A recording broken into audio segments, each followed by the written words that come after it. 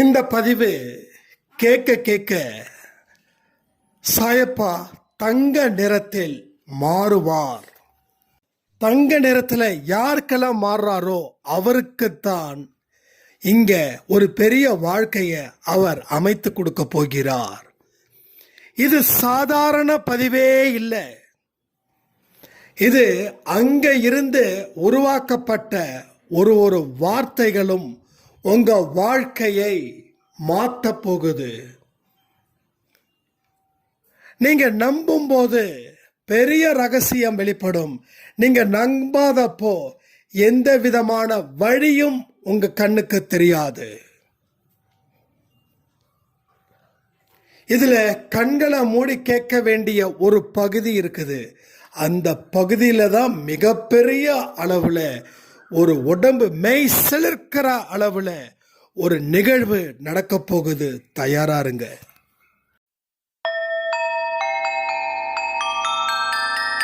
ஓம் சாயிரா சாயிரா, ஓம் சாயிரா சாயிரா, ஓம் சாயிரா சாயிரா, அன்பே சாயிரா, பேரன்பே சாயிரா, அகிலம் தளிக்க ஆத்மா விழிக்க அனுதினம் சாயிரா, எங்கள் அன்பே சாயிரா.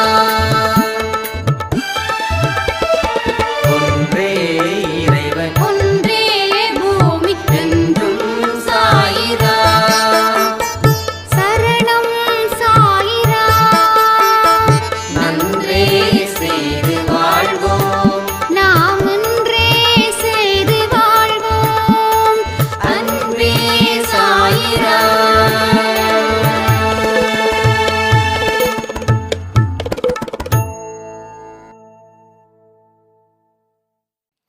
சாயிராம்.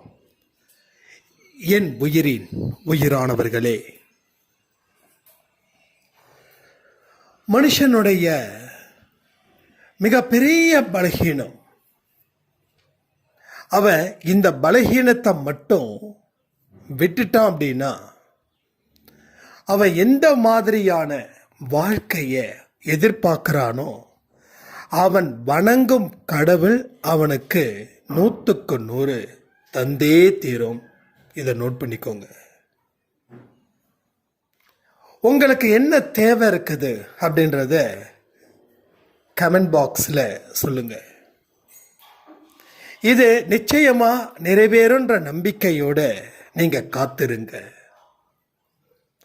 உங்களுடைய எல்லா கோரிக்கைகளையும் தெய்வமாய், தாயுமாய், தந்தையுமாய், குருவுமாய் நின்று இருக்கிற நம் சாயப்பா உங்களுக்கு நிச்சயமாக நடத்தி செல்வார். வாழ்க்கையில எதிர்பார்த்து எதிர்பார்த்து சோர்ந்து போயிட்டோம். கண்ணுக்கு எட்டின வெற்றி, கண்ணுக்கு எட்டின சந்தோஷம்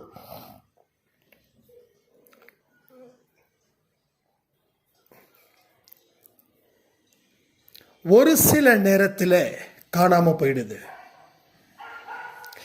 இதனால மிகுந்த மன உளைச்சலுக்கு நாம் ஆளாகிறோம். வாய்ப்புகள் பறி போயிடுச்சேன்னு நினைச்சு கதறுறோம். ஒன்னே ஒன்று சொல்லவா, எதுவுமே எங்கேயுமே நீங்க தவற விடவே இல்லை. அதற்குரிய நேரம் இது உங்களுக்கு. இனி உங்களுக்கு மிகப்பெரிய வாய்ப்புகளை சாய்ப்பா உருவாக்க போகிறார். அதை நீங்க சரியா பயன்படுத்திக்க தயாரா இருந்தீங்கன்னா உங்க வாழ்க்கையில இப்போ இன்னும் சில நாட்களில் நீங்க மகிழ்ச்சியுடன் காணப்படக்கூடிய சூழ்நிலையை அவர் உண்டு செய்வார். ஏன்னா அவரால் எல்லாம் முடியும். மனிதனால் முடியாத காரியம் எதுவா இருந்தாலும் அது தெய்வத்தினால் முடியும். அந்த தெய்வத்தை நாம சொந்தமாக்கிக்கிறோம். நம்ம வாழ்க்கையில எதிர்பார்த்ததையும் நாம நிறைவேற்றிக்க தான் போறோம். இன்னைக்கு இந்த நிமிஷம் வரக்கூடிய கண்ணீர் அடுத்த நிமிஷத்துல வராம ஏதாவது ஒரு நல்ல விஷயங்கள் கூட உங்க வாழ்க்கையில நடந்தே தீரும். இதை நோட் பண்ணிக்கோங்க. ஏன்னா ஆழ் மனசுல ஒரு விதமான வெறுப்பு, ஒரு விதமான இருட்டு. இதன் மூலமா நாம சிந்திக்கக்கூடிய தன்மை அதை சுத்தியே இருக்குது. ஆனா இப்போ உங்க ஆழ் மனசுல ஒரு விதமான வெளிச்சம், ஒரு பிரைட்னஸ். சூரியன் எப்படி பிரகாசிக்குதோ அது போல உங்க ஆழ் மனசுல இப்போ ஒரு வெளிச்சம் ஏற்படுகிறது. தயவு செய்து கண்களை மூடுங்க. உங்க மனசு இப்போ இருட்டா இருக்குது. இதை நிச்சயமா நீங்க கண்களை மூடிதான் கேட்கணும். தயவு செய்து எல்லோரும் அவர்கள் கண்களை மூடி கேளுங்க. நான் எப்போ கண்ணை திறக்க சொல்லுறேனோ அப்போ திறந்துடுங்க. நிச்சயமா இந்த பதிவு உங்க வாழ்க்கையில மிகப்பெரிய வெற்றியை, சந்தோஷத்தை அது தேடி தரும். கண்களை மூடுறீங்களா? கமெண்ட் பண்றீங்களா? எஸ், நான் கண்களை மூடிதான் கேட்க போறேன்னு கேளுங்க. நீங்க எதை தேடுறீங்களோ அதை இப்போ இன்னும் கொஞ்ச நேரத்தில் பெற போறீங்க. இருக்கமா கண்களை மூடுங்க. சொல்றத அப்படியே கற்பனை பண்ணுங்க. கண்களை மூடினவுடன் உங்கள் ஆழ்மனசு, உங்கள் இதயம் அத்தனையும் இருட்டாக உள்ளது. உங்களை சுத்தியும் ஃபுல் இருட்டு, கும் இருட்டு. ஒரு சின்ன ஒளி கூட உங்க கண்ணில் தென்படலை. ஒரு விதமான இருட்டு, பயம், ஒரு விதமான பதட்டம். கண்களை திறந்தா பரவாயில்லையே அப்படின்னு நாம நினைக்கிறோம். ஆனா கண்களை திறக்க முடியல.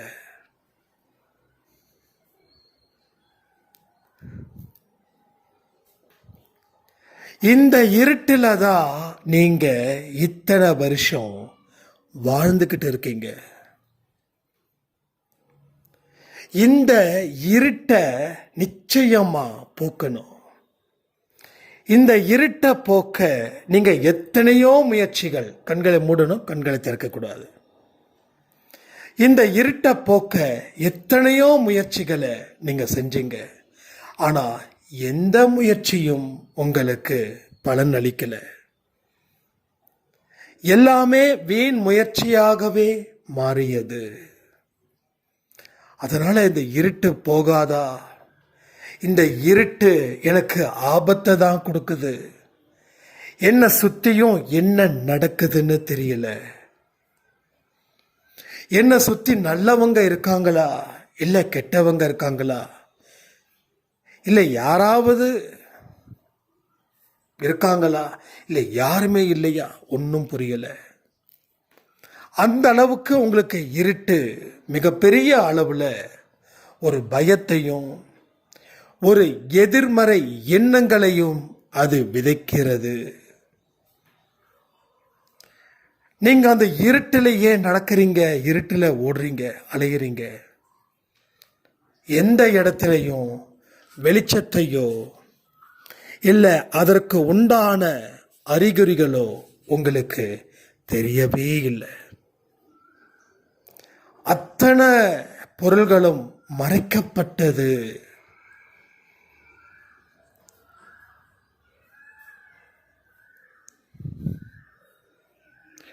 இந்த நொடி வரைக்கும் அதே இருட்டு. நீங்க தான் அங்க இருக்கிறீங்களா அப்படின்றது தெரியாத அளவுக்கு ஒரு விதமான பயம், குழப்பம் எல்லாமே இருக்குது. கடவுளே என்னை காப்பாற்ற சாயப்பா, இந்த இருட்டு எனக்கு வேண்டாம், இந்த இருட்டு எனக்கு வேண்டவே வேண்டாம், இந்த இருட்டு நானே ஏற்படுத்திக்கிட்டது, நான் இப்பொழுது உணர்கிறேன். வேறு எந்த ஒரு மனுஷனாலையும் இந்த இருட்டு எனக்கு ஏற்படுத்தல. நான் செய்த பாவத்தின் விளைவு தான் இந்த இருட்டு. என்னை நீ மன்னிக்க கூடாதா? இனி நான் பாவம் செய்வேனா? எக்காலத்திலும் என்னால் பாவம் செய்ய முடியாத அளவுக்கு எனக்கு இந்த இருட்டு ஒரு அனுபவத்தை கற்றுக் கொடுத்திருக்கிறது. தயவு செய்து எனக்கு ஒரு வெளிச்சத்தை இந்த நொடி ஏற்படுத்துங்கள். இந்த நொடி எனக்கு வெளிச்சம் வேண்டும். இந்த நொடி எனக்கு வெளிச்சம் என்ற ஞானத்தை வழங்குங்கள். நாங்கள் தற்பெருமையுடன் இருந்ததற்காக இந்த இருட்டு, பிறரை பழிவாங்கி வாழணும் என்பதற்காகத்தான் இந்த இருட்டு, பிறரை மதிக்காத மனம் கொண்ட மனிதர்களாக நாங்கள் இருந்ததால்தான் இந்த இருட்டு. தெய்வமே, தயவு செய்து வெளிச்சத்தை எனக்குள் கொடுங்கள். நம்பிக்கைக்குரிய வாழ்க்கையை எனக்கு ஏற்படுத்துங்கள். நீங்க கண்களை மூடி கேட்டுக்கிட்டே இருக்கீங்க. எந்த இடத்திலையும் இப்போ வரைக்கும் வெளிச்சம் வரவே இல்லை. மீண்டும் மீண்டும் மீண்டும் மீண்டும் சாயப்பா கிட்ட பிடிவாதமா கேட்குறீங்க. என்னை காப்பாற்றுவதற்கு உன்னை விட்டால் வேறு ஒருவரும் இல்லை. என் வாழ்நாளில் செய்த எந்த தவறுகளையும் நான் இனி செய்ய மாட்டேன்.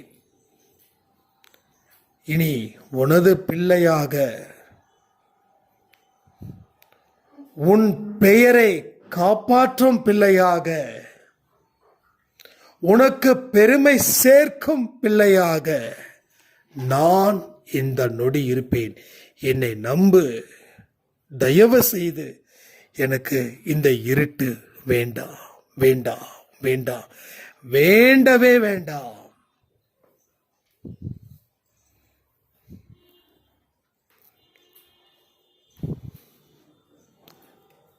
எனது பாவத்தை நீ நிச்சயம் தீர்க்க வேண்டும்.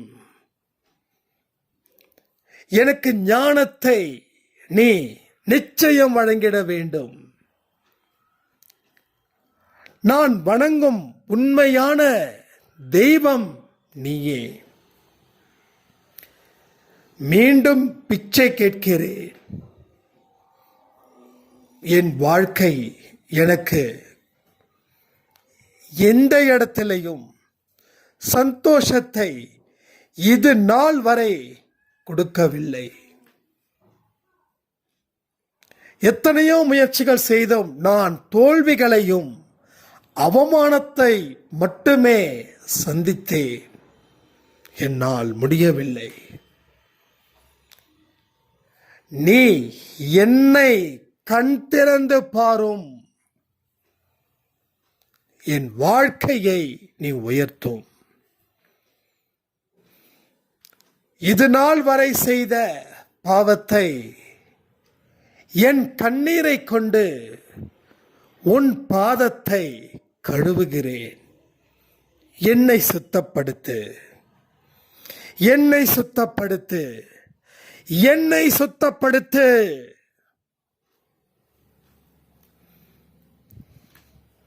இப்போ உங்களுடைய மனசுல ஒரு விதமான ஜோதி, ஒரு விதமான ஜோதி தெரிகிறது. அந்த ஜோதி ரொம்ப மங்களா இருக்குது. அந்த ஜோதி ரொம்ப தூரத்தில் இருக்குது. அந்த ஜோதி உங்களை நோக்கி வருது. உங்க கிட்ட வர வர வர வர வெளிச்சம் கொஞ்சம் கொஞ்சமா அதிகரிக்குது. இன்னும் வெளிச்சம் வருது. அந்த ஜோதி உங்களை நோக்கி வருது. இன்னும் வெளிச்சம் பிரைட்னஸ் வருது முழுசா வருது. இந்த இடம் ஃபுல்லா சாயப்பாவால் நிரப்பப்பட்டிருக்கிறது. எங்கு பார்த்தாலும் சாயப்பா ஒரு தங்கம், ஒரு கோல்டன் ஃப்ரேம்ல ஜொலிக்கிறாரு. நீங்க இருக்கக்கூடிய அத்தனை இடத்துலையும் சாயப்பா இருக்கிறாரு. அந்த ஜோதி வெளிச்சம் ஆகி ஆகி ஆகி அந்த ரூம் ஃபுல்லா, அந்த இடம் ஃபுல்லா சாயப்பாவுடைய உருவம். சில இடத்துல சிலையா, சில இடத்துல போட்டோவா, சில இடத்துல போஸ்டர்ஸா, சில இடத்துல பிரம்மாண்டமான 6 அடி 7 அடி உயரத்தில் அவர் இருக்கிறாரு. இந்த ஜோதியோட நிறம் மஞ்சள். அந்த மஞ்சள், அந்த வெளிச்சம் பட்டு அந்த இடமே தக தக தக தக தக தக தக தக தகன்னு மின்னுது. இப்போ சாயப்பா உங்களிடம் பேசுகிறார். என் பிள்ளையே, உன் இருண்ட வாழ்க்கையை நான் இந்த நிமிடம் கொண்டு அதை நீக்கிவிட்டேன். இனி உனக்கு வெளிச்சத்துடன் கூடிய வாழ்க்கையில் நான் உனது கையை பிடித்து அழைத்து செல்வேன். என் கையை என்றென்றும் எப்பொழுதும் நீ விடாதே. என் கையை நீ விட்டுவிட்டால் மீண்டும் இருண்ட வாழ்க்கைக்கு நீ போய்விடுவாய். உணர்ந்து கொள், புரிந்து கொள். தெளிவு நிலையில் உன் மனதை வை. உனக்கு தேவையான சகல ஆசீர்வாதத்தையும் கொடுக்கவே நாங்கள் இங்கு வந்தோம். என் வார்த்தைக்கு நீ செவி கொடுப்பாயா? என் வார்த்தைக்கு நீ செவி கொடுப்பாயா? என் வார்த்தைக்கு நீ செவி கொடுப்பாயா? பதில் சொல்லுங்க. அவர் 3 முறை கேள்வி கேட்கிறாரு. சிலர் மட்டும்தான் பதில் சொல்றீங்க, சிலர் பதில் சொல்லல. அப்போ பதில் சொல்லாதவங்க செவி கொடுக்க தயார் இல்லை. மீண்டும் இருண்ட வாழ்க்கைக்கே செல்ல போகிறார்களா?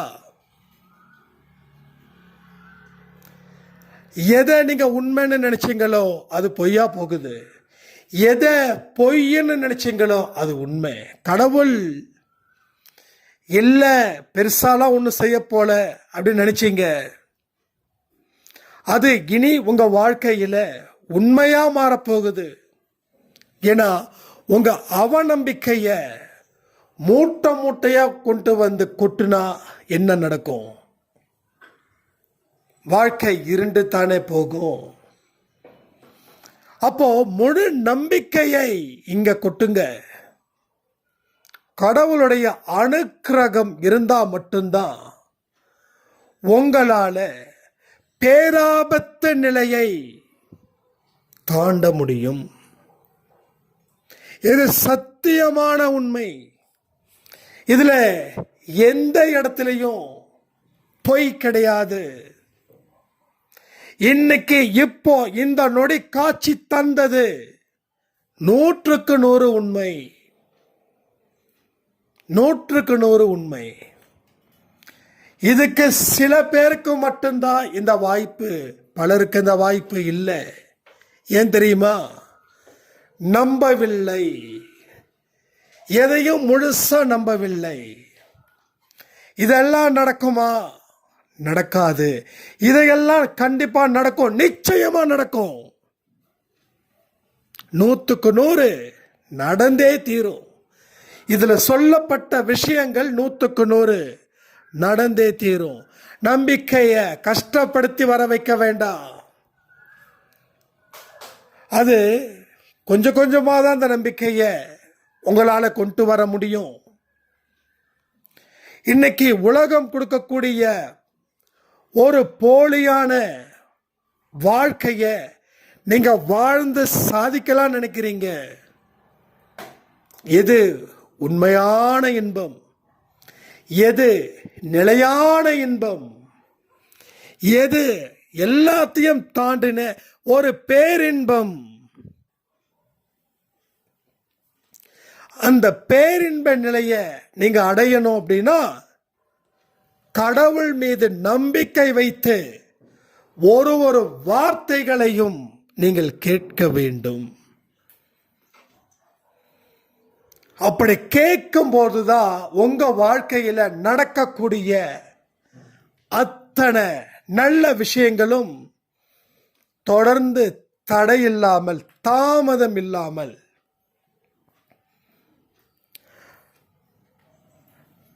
நடக்கும், நடந்தே தீரும். இது சாயப்பா மேல சத்தியம். இதை சாதாரணமா நினைச்சா நீங்க சாதாரணமா தான் வாழ முடியும். இல்லப்பா, இதை சொல்லும் போது, இதை கேட்கும் போது என்னமோ என் மனசுல என்னென்னமோ செய்யுது.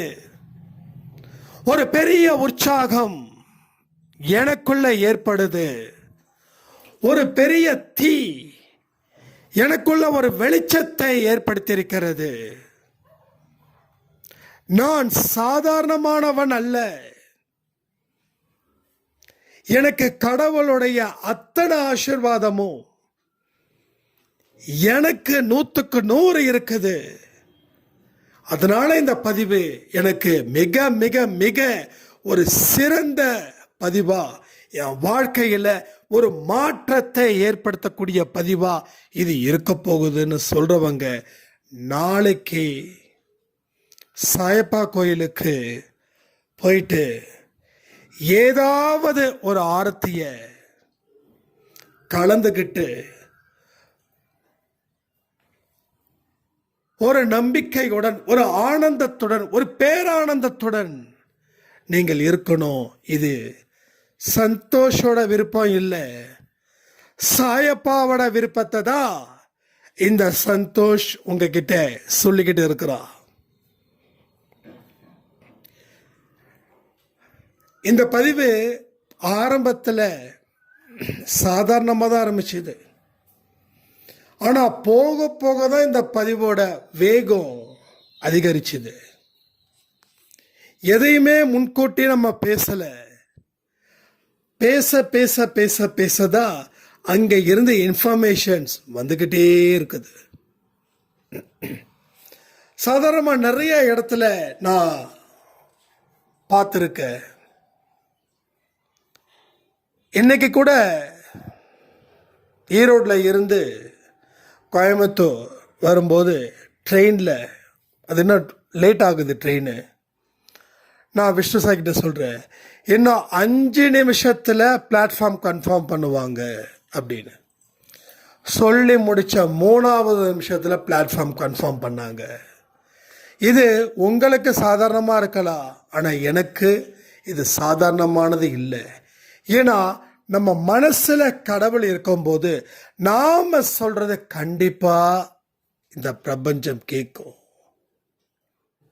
நான் சவால் விட்டு சொல்றேன், நான் உறுதியா சொல்றேன், உங்க மனசுல சாயப்பா இருந்துட்டாருன்னா நீங்க என்ன சொன்னாலும் அது நடக்கும். உங்க மனசுல அவர் இருக்கணும். முதல்ல நம்பிக்கை வைக்கணும். இவர் சொன்னதெல்லாம் நடந்துடுமா? கண்டிப்பா நடக்காது. இவர் சொன்னதெல்லாம் நடக்கும், எஸ் நடக்கும். உன் வாழ்க்கையை முடிவு பண்றதே உன்னுடைய எண்ணங்கள் தானே. நிறைய பேர் சொல்லுவாங்க, இங்க எல்லாம் ஃபிக்ஸ் பண்ணியாச்சு, நீ என்ன பண்ணணும் ஏது பண்ணணுன்றது எல்லாம் ஃபிக்ஸ் பண்ணியாச்சு, அதனால சும்மா இரு. இது யார் சொன்னாலும் சரி, அது என்னால் ஏற்றுக்க முடியாது. நீ என்ன முடிவு பண்றியோ அதுதான் உன் வாழ்க்கையை தீர்மானிக்குது. இப்போ ஒரு லாஜிக் வச்சுக்கலாமே, இல்லப்பா சும்மா இரு, ஏற்கனவே என்ன ஃபிக்ஸ் பண்ணியிருக்குதோ அதுதான் நடக்குதுன்னா எதுக்காக நான் கோயிலுக்கு போகணும், எதுக்காக நான் வாழணும்? நான் பாட்டுக்கு சும்மா இந்த 5 அறிவு படைத்த உயிரினம் போல நான் பாட்டுக்கு இருந்துட்டு போயிடலாமே. கீழே நான் விழுந்துட்டேன், இது ஏற்கனவே தீர்மானிக்கப்பட்டது அப்படின்னு நினைச்சு விழுந்துடணுமா? அப்படி விழுந்துட்டா அது எனக்கு மதிப்பா? இல்லை, விழுந்த உடனே எழுந்து முதல்ல நட, அதுக்கப்புறம் ஓட ஆரம்பிச்சிடு. ஏன்னா நீ விழுந்தது ரொம்ப நாள் ஆயிடுச்சு, கிட்டத்தட்ட 1 வருஷமா விழுந்ததாகவே போயிடுச்சு. அந்த 1 வருஷம் வீணாயிடுச்சு. அந்த 1 வருஷம் நீ பிடிக்கணும்னா கடவுளை கூட்டிட்டு ஓடு. நீ ஓட ஓட அவரும் ஓடுவாரு. ஃபைனலா நீ வாழ்க்கையில வெல்வாய். அதனால இந்த தத்துவத்தை பேசிக்கிட்டு எல்லாமே ஏற்கனவே தீர்மானிக்கப்பட்டதுதான், நான் என்ன செய்ய போறேன் அதெல்லாம் வேண்டாம். முயற்சி, உழைப்பு, இந்த முயற்சியும் உழைப்பும் எந்த மனுஷனுக்கு இருக்குதோ அவன்தான் வாழ்க்கையில வெற்றி பெறுகிறான். நிறைய பேர் சொல்லுவீங்க, முயற்சி இருக்கு, உழைப்பு இருக்குது, ஆனா வெற்றி பெற முடியல. அப்போ முயற்சியும் உழைப்பும் போதுமானதாக இல்லைன்னு அர்த்தம். ஒன்றும் இல்லை, காலையில் சாப்பிட்றீங்க, மத்தியானம் சாப்பிட்றீங்க, நைட்டு சாப்பிட்றீங்க. காலையில் 4 இட்லி சாப்பிட்றீங்க, அது உங்கள் பசியை ஃபுல்லாக்கிடுது. மதியானம் சாப்பாடு, சாம்பார், ரசம், தயிர் சாப்பிட்றீங்க, வயிறு ஃபுல்லாக்கிடுது. நைட்டு ஒரு 4 தோசை சாப்பிட்றீங்க, வயிறு ஃபுல்லாக்கிடுது. Okay, good. இப்போ தேர்ஸ்டே அன்னைக்கு ஒரு வியாழக்கிழமை விரதம் இருக்க போகிறீங்க. விரதம் இருக்க சொல்லலை, உதாரணத்துக்கு சொல்கிறேன். விரதம் இருக்க போகிறீங்க, ரைட், விரதம் இருக்க போகிறீங்க. இப்போ காலையில் சாப்பிடல, மதியானம் சாப்பிடல, இப்போ ஈவினிங் 4 இட்லி போதுமா உங்களுக்கு? போதுமா? பத்தாது. ஏன்னா காலையில் சாப்பிடல, மதியானம் சாப்பிடல, பச்சை தண்ணி கூட படல, அதனால சாப்பாடு பத்தல. ரைட்? அப்போ காலையில் சாப்பிட்டதுக்கும் மதியானம் சாப்பிட்டதுக்கு பத்தாமல் இருக்கும்போது பசி ஜாஸ்தி ஆகுது. அப்போ 4 இட்லி பத்தல, இங்கே ஒரு எக்ஸ்ட்ரா ஒரு 3 இட்லி, 4 + 3 7 இட்லி தேவைப்படுது. அது சாப்பிட வேண்டிய கட்டாயம் வந்துருச்சு. அப்போ உன்னுடைய பசிக்கு ஏற்றது இப்போ மாறுது. ஏன்னா நீ கடும் பசியோட இருக்கிறதால, அதே போல உன்னுடைய முயற்சியும் உழைப்பும் பத்தலப்பா, இன்னும் கொஞ்சம் கொண்டு வாப்பா. அதுக்கப்புறம் பாரு, கடவுள் ஒன்று எங்க உட்கார வைப்பார் தெரியுமா? எங்க உட்கார வைப்பாரு? இந்த தேரில் சாமி இருக்கு பாருங்க, அந்த சாமியை கூட இருக்கிறவங்க எப்படி பார்ப்பாங்க? கீழே இருந்து அண்ணாந்து பார்ப்பாங்க. என்னைக்கு நீ கடவுளுக்கு நல்ல பிள்ளையா இருக்கியோ அன்னைக்கே தெய்வத்தின் குணம் உனக்கு வந்ததால உன்னை சுத்தி இருக்கிறவங்க உன்னை அண்ணாந்து பார்ப்பார்கள் சொல்லி இந்த பதிவை நான் முடிக்கிறேன். ஜெய் சாய்ராம்.